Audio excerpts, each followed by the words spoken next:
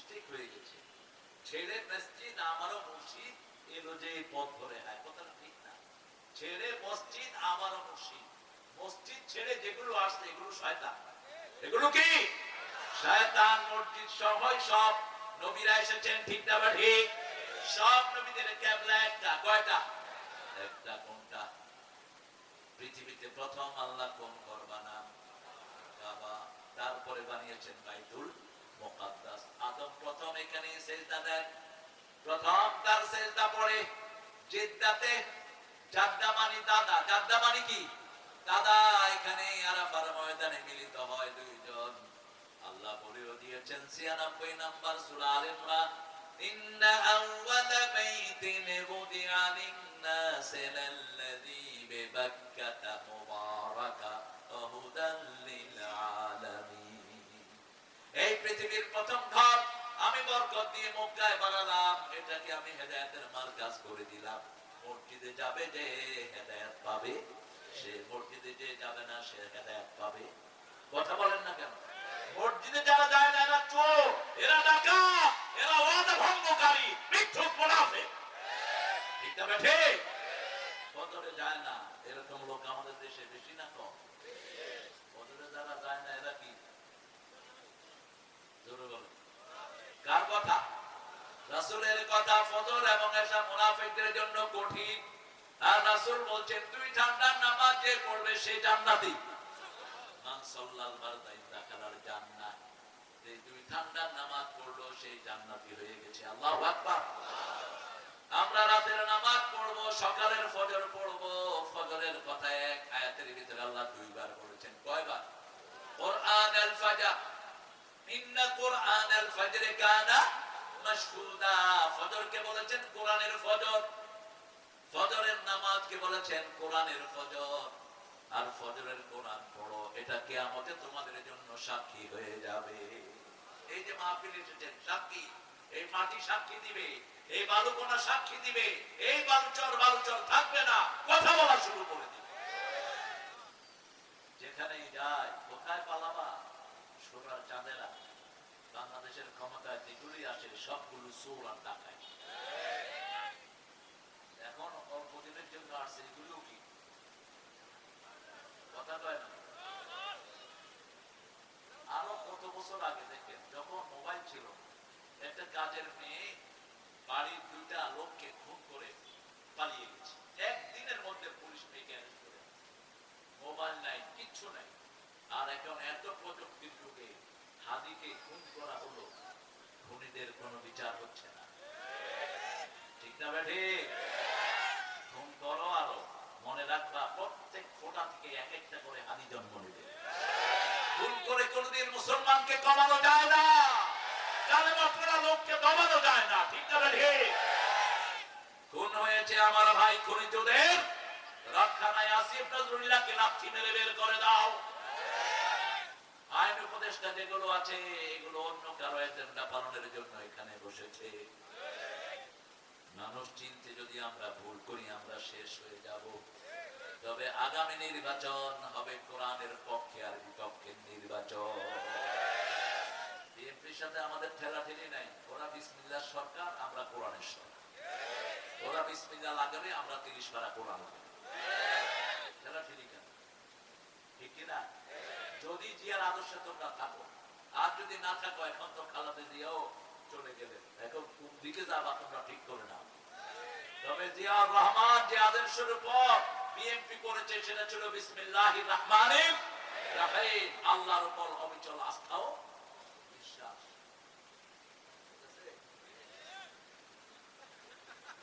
আল্লাহ কবুল করো। জিয়াউর রহমানের ভাঙা সুটকেস ছিল, তোমার ভাঙা সুটকেস না।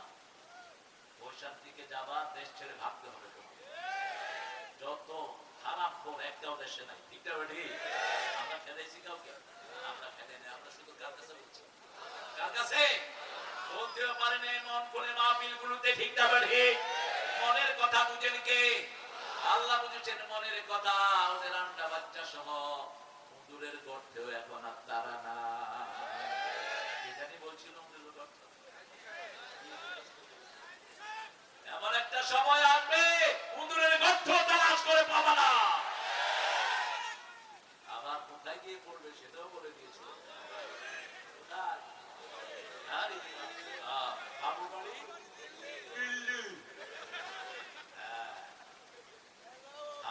শুধু একজনের কাছে বিচার দেব, কার কাছে?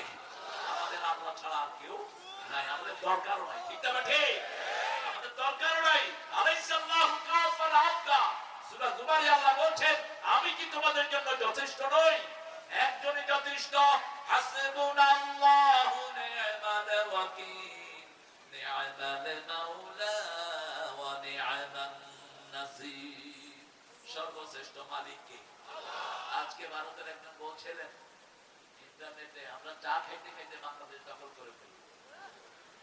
বাবুরের বাড়ির আবদার, আল্লাহ বলেছেন 20 জন মুসলমান যদি ধৈর্যশীল হয়, সূরা আনফাল, ইনয়াকুনা ইশরুনা সাবিরুনা ইয়াগলিবু মিয়াতাই, 200 কাফিরের উপর আমি আল্লাহ বিজয় দান করে দেব। কে বিজয় দান করবেন? ভুলে যেও না 17 জন ইখতিয়ার উদ্দিন বখতিয়ার খলজির নেতৃত্বে লক্ষণ সেনকে বাংলাদেশ থেকে ভাগিয়ে দিয়েছিল। ঠিক না বাড়ি? সেই বখতিয়ার খলজির লক্ষ লক্ষ অনুসারী এখন বাংলাদেশে আছে না নাই? ইসলাম আছে যেখানে আমরা আছি, কোরআন হাদিস যেখানে আমরা আছি, তার উপর এক বিন্দু জুলুম আমরা করব। অতীত থেকে চিনে নাও, বাবরি মসজিদ ভেঙে খান খান করেছো, হাজার মসজিদকে তোমরা তালা লাগিয়ে দিয়েছো, এর জন্য কোন একটা মন্দিরে আমরা একটা ঢিলও ছুড়ি নেই। কারণ আমার ইসলাম বলেছে লা তাজিরু ওয়াজরাতুন বিজরা উখরা, একজনের অপরাধের কারণে আরেকজন কখনো শাস্তি সহ্য করবে না। ওমর ফারুক রাদিয়াল্লাহু আনহু হিমসে গেলেন, হিমসের চার্চ থেকে বিচার আসলো, Omar someone destroyed our idol, আমাদের চার্চের ভিতরে একটা মূর্তি ছিল ঈসা আলাইহিস সালামের, কাল্পনিক মূর্তি, সেটার নাক যেন কে ভেঙে নিয়ে গেছে। ওমর ফারুক বললেন কাকে তুমি সন্দেহ করো? চার্চের পাদ্রী বলল কোন মুসলমানকে একদিন সময় দেয়া হলো, কেউ স্বীকৃতি দিচ্ছে না। ওমর ফারুক চার্চের ওই পাদ্রীর হাতে ছুরি দিয়ে বলল আমার নাকের এখান থেকে কেটে নাও, কেটে নিয়ে ওই চার্চের ওই নাকে বসিয়ে দাও। পাদ্রী তাকিয়ে আছে ওমর ফারুকের মুখের দিকে, বলছে এটা কি কোরআনের বিচার নাকি? তিনি বললেন হা আল আইনা বিল আইন ওয়াস-সিন্না বিস-সিন ওয়াল জুরুহা কিসাস, চোখের বদলে চোখ, নাকের বদলে না। পাদ্রী চোখের পানি ছেড়ে দিয়ে বলল আমি আপনার কাছে ক্ষমা চাই, এই যদি হয় ইসলাম আমি পড়ে নিচ্ছি লা ইলাহা ইল্লাল্লাহু মুহাম্মাদুর রাসূলুল্লাহ সাল্লাল্লাহু। আল্লাহ রাব্বুল আলামিন বলেন আমি আমার গোলামকে সফর করিয়েছি বাইতুল মুকাদ্দাস থেকে বাইতুল আকসা, লিনুরিয়াহু মিন আয়াতিনা, আমার নিদর্শন আমি দেখিয়েছি, ইন্নাহু হুয়াস সামিউল বাসীর। প্রথম হক দিলেন আল্লাহর হক, তারপরে দিলেন বান্দার হক। 23 নম্বর আয়াত থেকে হক দেয়া শুরু। তার আগে একটু বলেন এই রাসূল কোন সূরা সবচেয়ে বেশি পড়তেন?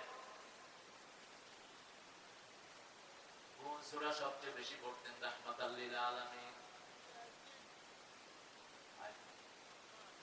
কোন সূরার সওয়াব সবচেয়ে বেশি? আপনারা এতদিন ধরে তাফসীর শুনছেন, কেন এটা এখনো মনে নাই আপনাদের? জানা আছে কিন্তু মুখে আসতেছে না। কোরআনের মা কোন সূরা? কোন সূরা ছাড়া নামাজ হয় না? কোন সূরা দিয়ে হুজুররা ফু দেয়? কোন সূরা দিয়ে চাইলে দোয়া কবুল হয়ে যায়? আজকে পড়ছিলাম আল্লাহ বলছেন সূরাতুল ফাতিহা হলো সূরাতুল মাসআলা, চাওয়ার সূরা। কিসের সূরা?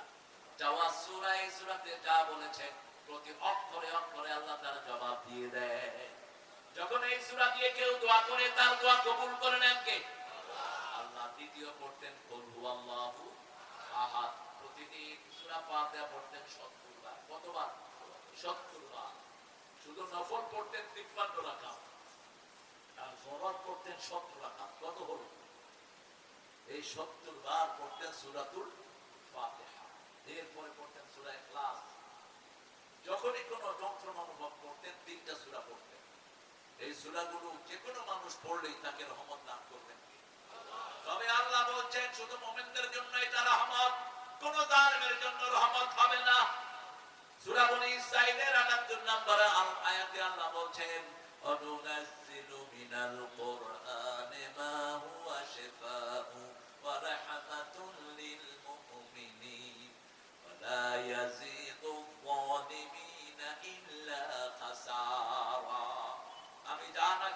বলছি সবটা হলো আরব কথা। একদিকে পড়বেন, রোগ ভালো করে দিবেন কে? সূরা ফাতিহা এমন একটা সূরা আল্লাহ রাব্বুল আলামিন প্রতি অক্ষরে অক্ষরে জবাব দিয়ে দেয়। অন্য কোন সূরা এরকম নয়। রাসূলকে বলছেন, হে রাসূল, এই সূরা যে পড়বে তার সমস্ত শরীরে আমি নূর জ্বালিয়ে দেব। এই সূরা যে পড়বে তার সাথে কথা বলা শুরু করে দেন কে? যখনই মনে কষ্ট আসে এই সূরাটা পড়েন, কষ্ট দূর করে দিবেন কে? 2 নাম্বার সূরাতুল ইখলাস। আল্লাহ বললেন মানুষের সম্পর্ক বিভিন্ন জিনিসের থাকে, আমার সম্পর্ক হলো সূরা ইখলাসের সাথে। রাসূল বলছেন যে সূরা ইখলাসকে ভালোবাসবে আল্লাহ তাকে জান্নাত দান করে দিবে। একটু পড়ি, কুল হুয়াল্লাহু আহাদ আল্লাহুস সামাদ লাম ইয়ালিদ ওয়া লাম ইউলাদ।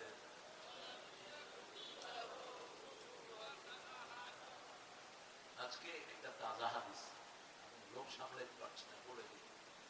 রাসূল বলছেন চারটা কোরআন শরীফের জায়গা থেকে যে তেলাওয়াত করবে আমি 70 বার রহমতের দৃষ্টি দিয়ে তার দিকে তাকাবো। প্রথম হলো আয়াতুল কুরসি, দ্বিতীয় হলো সূরাতুল ফাতিহা, তৃতীয় হলো শাহিদ আল্লাহু আন্নাহু লা ইলাহা ইল্লাল্লাহ, চতুর্থ হলো কুলিল্লাহুম্মা মালিকাল মুলক।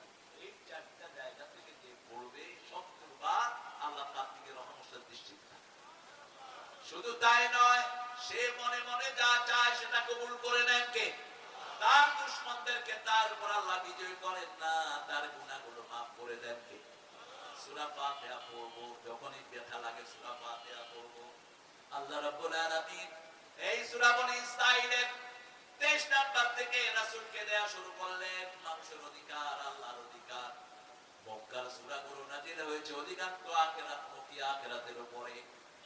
আর মদিনার সূরাগুলো নাযিল হয়েছে রাষ্ট্রীয় ব্যবস্থার উপরে। হজ, যাকাত, যা কিছু আমরা পাই সব মদিনায়। পিতামাতার হক মদিনায়। যা কিছু মেয়েদের পর্দা থেকে শুরু করে যত বিধান এসেছে সব কোথায়? মদিনায় এসেছে। মদিনা যদি না হতো ইসলাম পরিপূর্ণ হতো না। রাসূল 13 বছর মায়ের খেয়েছেন। কত বছর? 13 বছর মায়ের খেয়েছেন। তখন রাসূলের বয়স ছিল 53। কত? 53। এখন আমরা যে বাংলাদেশে আছি স্বাধীনতার কত বছর পার হলো? কত? 53 পার হয়ে 54তে পড়েছি। এখন আমাদের ফিরে দাঁড়ানোর সময়। রাসূল এই বয়সে 80টা যুদ্ধ করেছেন 10 বছরের জিন্দেগিতে। কয়টা? 80টা। 17টা, 27টাতে নিজের সেনাপতি ছিলেন।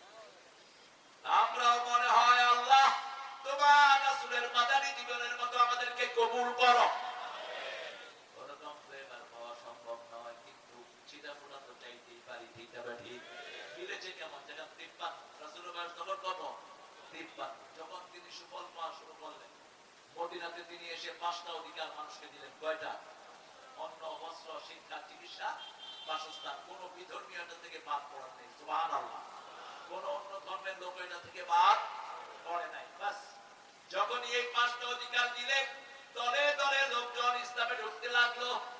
চূড়ান্ত ভাবে রাসূলের ওফাত মোবারকের আগে আল্লাহ নাযিল করলেন, ইযা জাআ নাসরুল্লাহি ওয়াল ফাত ওয়া রাআইতান নাসা ইয়াদখুলুনা ফি দীনিল্লাহি আফওয়াজা ফাসাব্বিহ বিহামদি রাব্বিহিম ফাসাব্বিহ বিহামদি রাব্বিকা ওয়াস্তাগফির ইন্নাহু কানা তাওয়াবা। কিছুটা বিজয়ের ছিটাফোঁটা আসছে কি আসে নাই? আসছে কিনা? কোথায় আসছে বলুন তো? যে শিক্ষা বিশ্ববিদ্যালয়ে টুপিওয়ালা দাঁড়িয়েরা যেতেই পারত না, এখন সেখানে শুধু টুপিয়া দাঁড়িয়েলা। ইসলাম বিরোধীরা কয় এটা তো আলিয়া মাদ্রাসা হয়ে গেছে। আলিয়া মাদ্রাসা দেখছো কি? আরো সামনে আসবে। কোরআন হবে ওখানে মূল পাঠ্য। ঠিক না ঠিক? কোরআন আছে যেখানে রহমত আছে। আমার হিন্দু ভাইয়েরও বিপদে পড়লে কোরআনের কাছে সাহায্য নাই। ঠিক না ঠিক? আলেম ওলামার কাছে সাহায্য নাই, কারণ বিপদ আসলে একজন উদ্ধার করতে পারেন, তিনি কে? বিপদে পড়লে হিন্দু ভাইয়েরা দুর্গারে ডাকে না, কারে ডাকে? কারে ডাকে? বড় ভূমিকম্প যখন হয় তখন কারে ডাকে? আল্লাহকে ডাকে। আল্লাহ বলে দিয়েছেন মওজুদ কাল যে বাপ পাহাড়ের মতো ঢেউ যখন উঠে, যে কোনো বিপদে যখন পড়ে, তখন সবার মুখ থেকে বের হয় লা ইলাহা লা ইলাহা ইল্লাল্লাহু মুহাম্মাদুর রাসূলুল্লাহ সাল্লাল্লাহু। এটা বেশি পড়বেন, দৈনিক কতবার পড়বেন লা ইলাহা ইল্লাল্লাহ বলেন তো? 100 বার। কতবার? 100 বার। সূরা ইখলাস পড়বেন 100 বার, সূরা ফাতিহা পড়বেন 70 বার। কতবার? 70 বার। চেষ্টা করবেন যতবার পড়বেন। এরপর রাসূল বলছেন সূরা ফাতিহা যে 100 বার পড়ে আল্লাহর কাছে যা চাইবে তা তার কাছ থেকে পেয়ে যাবে। উঠতে বসতে চলতে ফিরতে পড়েন, ওযু লাগে না সূরা পড়তে। আমার মায়েরা অসুস্থ শরীরেও সূরা পড়তে পারে, কোনো সমস্যা নাই। যেমন জিকির করতে পারে, তেমন সূরাও পড়তে পারে। শুধুমাত্র পড়ার জন্য ওযু লাগবে, কিন্তু পড়ার জন্য ওযুর কোনো দরকার কেন? কারণ মুখটা মায়ের পেটে, এই মুখটা পবিত্র। এই মুখটা কি পবিত্র? নারী দিয়ে আল্লাহ রক্ত প্রবাহিত করেছে, মুখে দিয়ে দেন নেই। কারণ এই মুখ দিকে বন্ধ রেখেছেন, এরকম পুষ্টি দিয়ে মুখের সামনে এরকম স্থাপন করেছেন, যাতে করে দুনিয়াতে আসার সাথে সাথে ওই পবিত্র আল্লাহর নামটা জপন করা যায়। ঠিক না ঠিক? আমরা সব সময় আল্লাহর নাম জপি, বাথরুমে ঢুকতেও আল্লাহর নাম আছে না নাই? বেরোয়ার সময় আছে না নাই? সেজন্য আল্লাহ বলছেন সূরা আহজাবের 41 নম্বর আয়াত, ইয়া আইয়ুহাল্লাযীনা আমানু যিকুরুল্লাহা যিকরান কাসীরা ওয়াসাব্বিহুহু বুকরাতান ওয়া আসীলা। হে দুনিয়ার মানুষ, হে মুমিনেরা, সবচেয়ে বেশি আল্লাহর জিকির করো আর সকাল সন্ধ্যায় আল্লাহর তাসবিহ করো। জিকির কাকে বলে? আমরা বললাম জিকির কোনটা? আল্লাহ বলছেন সূরা হিজরের 9 নম্বর আয়াতে বলছেন, ইন্না নাহনু নাযালনা যিকরা ওয়া ইন্না লাহু লাহাফিজুন। কোরআনের আরেক নাম হলো জিকির। কোরআনের নাম কি? শ্রেষ্ঠ জিকির হলো কোরআন। কারণ একটা জিকির করলে এত সওয়াব হয় না, যত সওয়াব হয় একটা সূরা পড়লে। সূরা ইখলাস পড়লে 10 পারা সওয়াব হয়ে যায়, সূরা ফাতিহা পড়লে অর্ধেক কোরআনের সওয়াব হয়ে যায়। আবার সূরা হাশরের দ্বিতীয় আয়াত যদি কেউ পড়ে সূরা হাদীদে, ওয়াল্লাহু হুয়াল আউয়াল ওয়াল আখির, পড়ে হুয়াল আউয়াল ওয়াল আখির ওয়াল যাহির ওয়াল বাতিন ওয়া হুয়া বিকুল্লি শাইইন আলীম। এই যে এই আয়াতটা যারা পড়লেন, রাসূল বলেছেন 1000 আয়াতের সওয়াব আল্লাহ মোল্লামাই দিয়ে দেয়। 23 নম্বর আয়াত থেকে মানুষের অধিকার উপর আল্লাহ কথা বলছেন। প্রথম বললেন আমার অধিকার কি শুনো, ওয়াকাদা রাব্বুকা আল্লা তা'বুদু ইল্লা ইয়্যা ওয়া বিল ওয়ালিদাইনি ইহসানা। আল্লাহ বলছেন আমার প্রথম হক হলো আমার সাথে কাউকে শরীক করতে পারবা, আমার ইবাদত করবা, আমি তোমার রব। আমরা বললাম ইবাদতের মাথা বলে দেন, আমরা তো সব ভাবে বুঝতে চাই। আল্লাহ বলছেন সূরা তাহার 14 নম্বর আয়াতে আল্লাহ বলছেন, ইন্নানি আনাল্লাহু লা ইলাহা ইল্লা আনা ফা'বুদনি ওয়া আকিমিস সালাতা লিযিকরি। নিশ্চয়ই আমি তোমাদের ইলাহ, আমি ছাড়া তোমাদের আর কোনো ইলাহ নাই, আমার ইবাদত করো। আমরা বললাম ইবাদত কি? আল্লাহ বলেন আমার নামাজ পড়ো, আমার জিকির কায়েম হয়ে যাবে। জিকির কি? প্রথম কোরআন, দ্বিতীয় নামাজ, তৃতীয় কি? নামাজ। সূরা জুমার 10 নম্বর আয়াতে আল্লাহ বলছেন নামাজকে জিকির বলছেন, ইয়া আইয়ুহাল্লাযীনা আমানু ইযা নুদিয়া লিস-সালাতি মিন ইয়াউমিল জুমআহ ফাসআউ ইলা যিকরিল্লাহি ওয়া যারুল বায়' যালিকুম খায়রুল লাকুম ইন কুনতুম তা'লামুন। ও দুনিয়ার মানুষেরা, ও মুমিনেরা, যখন জুমার দিন মুয়াজ্জিন আযান দেয়, ব্যবসা বাণিজ্য সব বন্ধ করে দাও। কারাই? আরো জোরে বলেন। এখন যেই মুসল্লি জুমার আযান শুনে ব্যবসা করা রাখলো, উনি হালাল করলেন না হারাম করলেন? হারাম করলেন। তার হালাল ব্যবসাও হারাম হয়ে যাবে। আল্লাহ বলছেন জিকিরের দিকে যাও, ওয়াদারুল বাই', ব্যবসা বন্ধ করে দাও। এটা তোমার দুনিয়ার জন্য ভালো, আখিরাতের জন্য ভালো। যদি তুমি জেনে থাকো ব্যবসার জন্য ভালো, কতটুকু ভালো। আমরা কেউ মারা গেলে ইমাম সাহেবরা বলেন লোকটা কেমন ছিল, কি বলেন আপনারা? এটা বলতে চাঁদ শহরে হয় না, সবখানে হয়, পৃথিবীর সবখানে হয়। কেমন ছিল? কেমন ছিল, কিন্তু মনে থেকে কি কয় কেউ? যেমন এক লোক মারা গেছে, আমি তখন হাজারিবাগে কামতি করি, 11 বছর ওখানে জেনারিয়া। তো একটা লোক মারা গেছে, খুব দুষ্ট টাইপের ছিল, ওর ছেলেরা খুব প্রভাবশালী। এখন লোকটা মারা যাওয়ার পরে মসজিদে বলেছে লোকটা কেমন ছিল, ওনারা আপনারা যারা চাকরি করছে, ইমাম সাহেব মুখের দিকে তাকিয়ে রয়েছে, ছেলেরা ভালো ছিল। তখন আমি গেছি জুমার দিন, আমার একসাথে হুজুর, লোকটা খুব খারাপ ছিল, কিন্তু ওনার ছেলেরা ইমাম সাহেব আমাদের সামনে জিজ্ঞেস করছে, আমরা কইছি ভালো ছিল। এখন আল্লাহ কি ভালোই ধরবেন? আমি বললাম আল্লাহ কি জবাব দিয়েছেন, লা ইয়ানজুরু ইলা সুওয়ারিকুম ওয়া আজসামিকুম ওয়ালাকিন ইয়ানজুরু ইলা কুলুবিকুম ওয়া আমালিকুম ওয়া নিয়াতিকুম। আল্লাহ কখনো তোমাদের চেহারা দেখেন না, শরীর দেখেন না, আল্লাহ দেখেন তোমাদের অন্তর, তোমাদের আমল, তোমাদের নিয়ত। কেউ যেটা দেখে না সেটা দেখেন কে? কেউ যেটা শুনে না সেটা শুনেন কে? কেউ যেটা দেয় না সেটা দেন কে? এজন্য আল্লাহর ইবাদতের মধ্যে কোনো লস নাই। আপনি যদি উল্টা পাল্টা কথাও বলে ফেলেন, সোজা করে কবুল করবেন কি? যেমন একজন রুকুতে গিয়ে বলছে সুবহান রাব্বিয়াল আযীম, কি বলেন? সুবহান রাব্বিয়াল আযীম। এখন ওই লোক রুকুতে করতেছে ধুকু ধুকু সুবহান রাব্বিয়াল আযীম। আমি পাশে বসে বসে করছি, আমি বললাম বাবা ধুকু করে সুবহান রাব্বিয়াল আযীমের জায়গায় আলাদা হয়ে আছে। আমি বললাম আমরা ভুল করলে একজন ভুল করেন না, তিনি কে? আমরা ভুলে গেল, তিনি ভুলে যান না, তিনি কে? এই জন্য আল্লাহর ইবাদতের ভিতরে হারানোর কিছুই। আরেকটা হাদিস নেন বুখারী থেকে, একজন লোক মরুভূমিতে যাচ্ছিলেন, তার উটে করে জিনিসপত্র নিয়ে, suddenly he has lost his camel with all belongings. তিনি মরুভূমিতে তার উটটা হারিয়ে ফেললেন। উটের পর তার খাওয়া পানি, আলাইহি তুআম ওয়া শারাব। এখন ওদিকেও মরুভূমি, এদিকেও মরুভূমি, মরা ছাড়া কোনো উপায় নাই। এক সময় চাঁদমহলে আসা যাওয়া পুরো হচ্ছে, রাস্তাগুলো ছিল এদিক দিয়ে ঢুকতাম, কত বাজে এত গাড়ি এখন তো আলহামদুলিল্লাহ চাঁদমহলের রাস্তা যেদিকে ঢুকি, সুন্দর না অসুন্দর? অসুন্দর না সুন্দর, সব জায়গাতেই সুন্দর। এইটা বেশি সুন্দর, এই যে পাবনা থেকে দিল, হ্যাঁ খুব সুন্দর। তো তিনি শুয়ে আছেন, কতক্ষণ পরে পরে মিটি মিটি দেখে আসলে ওটটা কি আসবে।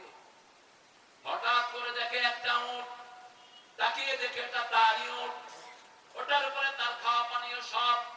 ঘুম থেকে উঠে তিনি বলেন আল্লাহ আমি আপনার রব, আপনি আমার গোলাম। উল্টা হয়ে গেছে। রাসূল বলছেন এই যে উল্টা কথা বললো, আল্লাহ এতে কোনো মনে কষ্ট নেন নাই, বরং হারানো মোট পেয়ে লোকটা যত না খুশি হয়েছে। আল্লাহর রাস্তায় কেউ যদি ফিরে আসে, আল্লাহ তার উপরে তার চেয়ে বেশি খুশি হয়ে যায়। আজকে থেকে যদি নামাজ পড়ি, আমার পরে সবচেয়ে খুশি হবেন কে? আজকে থেকে যদি মায়েরা পর্দা করে, খুশি হবেন কে? আজকে থেকে যদি অমুসলিমদের অধিকার আমরা দিই, আমার বাড়ির পাশে একজন হিন্দু না খেয়ে আছে, তার মুখে যদি আমি খাওয়ার ঢুকিয়ে দিই, আমার উপর খুশি হবেন কে? এই শীতের সময় অনেকের গায়ে বস্ত্র নাই, তার গায়ে যদি কাপড় দেই, খুশি হবেন কে?